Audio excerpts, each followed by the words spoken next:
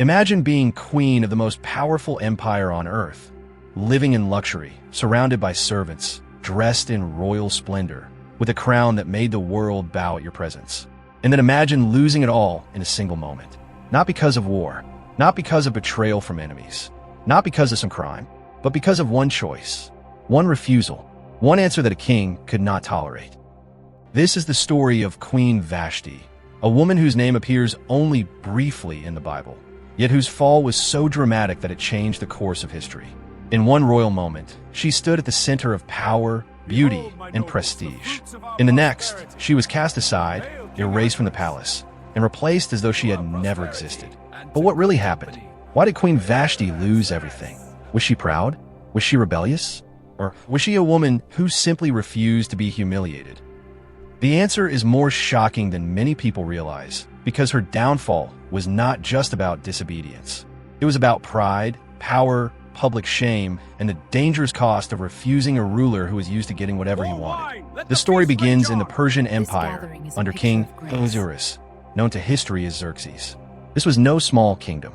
This was one of the greatest empires of the ancient world, stretching across vast lands and ruling over many peoples. The king lived in unbelievable splendor.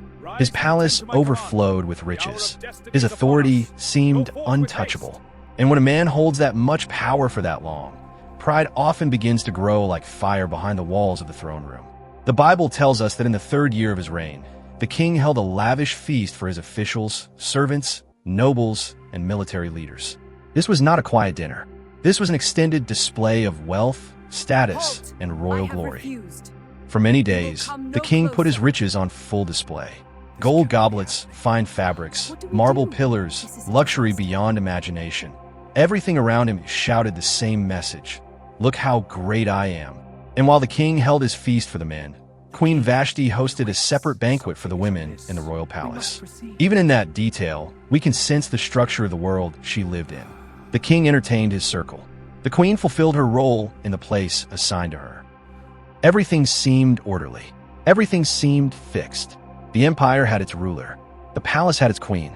The system was in place. But then came the moment that would destroy it all. On the 7th day of the feast, the king's heart was merry with wine. He was intoxicated, full of himself, surrounded by powerful men, and drunk on more than alcohol. He was drunk on pride. In that atmosphere, he decided to summon Queen Vashti to appear before him and his guests, wearing her royal crown, so that everyone could look upon her beauty. That detail matters. He did not call her to give counsel. He did not summon her to sit beside him as an honored partner. He called for her to be displayed before a hall full of men. After days of drinking and boasting, the queen was ordered to appear like a final trophy in the king's parade of greatness. After showing off his kingdom, his palace, and his riches, he now wanted to show off his queen. And then the unthinkable happened. Vashti refused. The Bible says it plainly. Queen Vashti refused to come at the king's command delivered by his eunuchs. Just like that, the room changed. The laughter stopped. The pride of the king was pierced. The men who had watched him boast over his greatness now watched as his own queen said no. It is hard for us to fully grasp how explosive that moment was. In that world, a king's command was not something to be casually ignored. And this was not done in private. Vashti's refusal happened at the worst possible moment for the king, while he was trying to project power before the elite of his empire. Her answer exposed something he could not bear to reveal, that even the mightiest ruler in the room could be defied. This is the shocking reason Queen Vashti lost everything. She did not simply disobey a request. She wounded the pride of a man who ruled an empire. She embarrassed a king before the people whose respect he desperately wanted to hold. In one act, she disrupted the illusion of absolute control. And men who build their identity on power rarely respond well to being exposed. The Bible says the king became furious, and his anger burned within him. But anger alone did not decide Vashti's fate. Pride invited politics into the moment.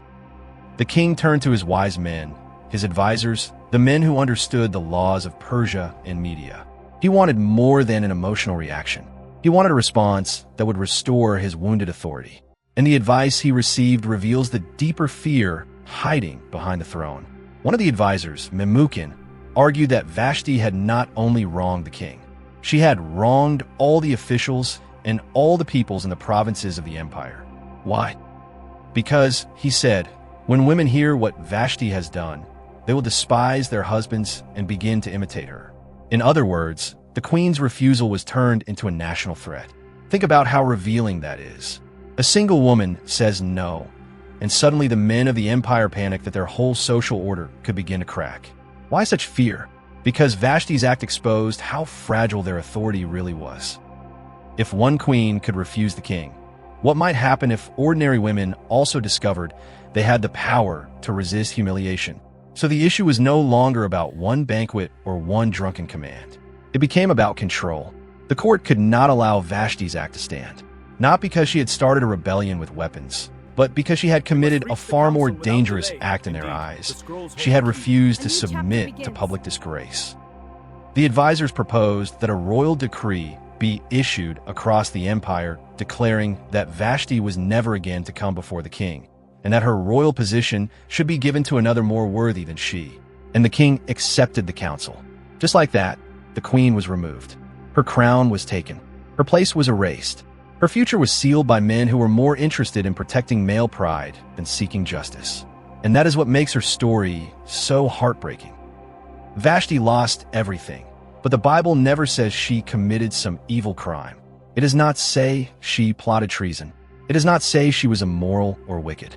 It simply records that she refused to come when summoned for a display that many believe would have humiliated her. Her punishment was not measured by what she did wrong. It was shaped by how deeply her decision offended powerful men. That is why so many readers through the centuries have looked at Vashti and seen courage. She may have been the first woman in that palace willing to say there was a line she would not cross. She may have understood that the price of obedience in that moment was the loss of her dignity. And she may have chosen, at terrible cost, to protect what the palace could not give her and had no right to take away. Of course, others have seen her differently. Some argue that she was defiant, stubborn, and disrespectful to royal authority. Some see her refusal as a reckless act that destabilized order. And that tension is part of what keeps her story alive. The Bible gives us the event, but not every emotion behind it. It leaves space for us to wrestle with the meaning. But even without every detail, one truth stands clear. Vashti's downfall was driven by a collision between dignity and power. The king wanted display. Vashti answered with refusal. The king wanted submission. Vashti drew a boundary. And when pride sits on a throne, boundaries often become unbearable insults. After that, Queen Vashti disappears from the biblical story. There is no speech from her, no defense, no restauración, no moment where she's welcomed back. She vanishes into silence. That silence is powerful. It reminds us how quickly people can be discarded when they no longer serve the image of the powerful. One day she was queen. The next day, she was gone from the palace record, as if history itself had been instructed to move on without her. But history did not move on without consequences, because Vashti's removal opened the door for another woman to rise, Esther. The search began for a new queen, and through that process Esther was brought into the palace. What looked like the end of one woman's story became the beginning of another story that would one day save an entire people. And here the mystery deepens. Vashti's fall may have been tragic, but it also became part of a larger unfolding plan. The palace that cast one queen aside would later be shaken by the courage of another. The king who could not bear a woman's refusal would eventually listen to a woman's plea. The empire that tried to silence feminine dignity would one day be confronted by feminine bravery in an even greater crisis. In that sense, Vashti and Esther stand like two different flames in the same dark palace. Vashti resisted humiliation by refusing to appear. Esther risked her life by choosing to appear. Their actions were different, but both women stood in dangerous spaces where royal power threatened human dignity. One said no and lost her crown. The other said yes to a terrifying mission and risked her life for her people. Both stories reveal how costly courage can be, and maybe that is why Vashti still speaks, even in silence. Her story reminds us that losing position is not always the same as losing honor. Sometimes the world says you have lost everything when in truth, you have only refused to sell what matters most. Sometimes people in power punish not because they are strong, but because they are exposed. Sometimes the harshest consequences fall on those who dare to reveal the insecurity hiding behind authority. Vashti had the crown, but the crown could not protect her. She had status, but status vanished in a day. She had a place in the palace, but even that could be taken from her. Everything outward was fragile. Everything the empire gave her could be removed by a single decree. And yet, for all that she lost, her story has outlived the banquet, the wine, the boasting, and even the men who judged her. Why? Because there is something unforgettable about a person who chooses dignity when submission would be easier. So was Queen Vashti rebellious? Was she courageous? Was she prideful? Was she principled? The Bible leaves the question open enough for us to think deeply. But one thing is certain. She did not lose everything because her choice was small. She lost everything because her choice struck at the heart of power, pride, and public control. In one moment, a queen refused to be reduced to an object. In one moment, a king discovered that power cannot force respect. In one moment, an empire revealed how frightened it was of a woman who simply said no. That is the shocking reason Queen Vashti lost everything. And maybe that is why her story still matters now. Because the struggle between dignity and power did not end in Persia. It still lives wherever people are pressured to bow to humiliation. It still lives wherever pride punishes those who expose its weakness. And it still lives wherever a costly decision becomes the line between keeping comfort and keeping self-respect. Queen Vashti walked into history for only a few verses, but those verses burn with meaning. Her crown was taken. Her name was pushed aside. Her place was given to another. But her choice still echoes through the centuries, asking every generation the same uncomfortable question. What would you do if keeping your place required losing your dignity? And perhaps that is why we remember her. Not because she stayed queen, but because she made a decision that no one in that palace could ignore. If this story made you see Queen Vashti in a new way, make sure you like this video, subscribe to the channel, and share your thoughts in the comments. Do you believe Vashti was wrong for refusing the king? Or do you see her as a courageous woman who chose dignity over power? And if you want to hear the next part of the story, the rise of Esther, and how one woman's fall opened the door for another woman's destiny, stay with this channel, because the next story is just as powerful.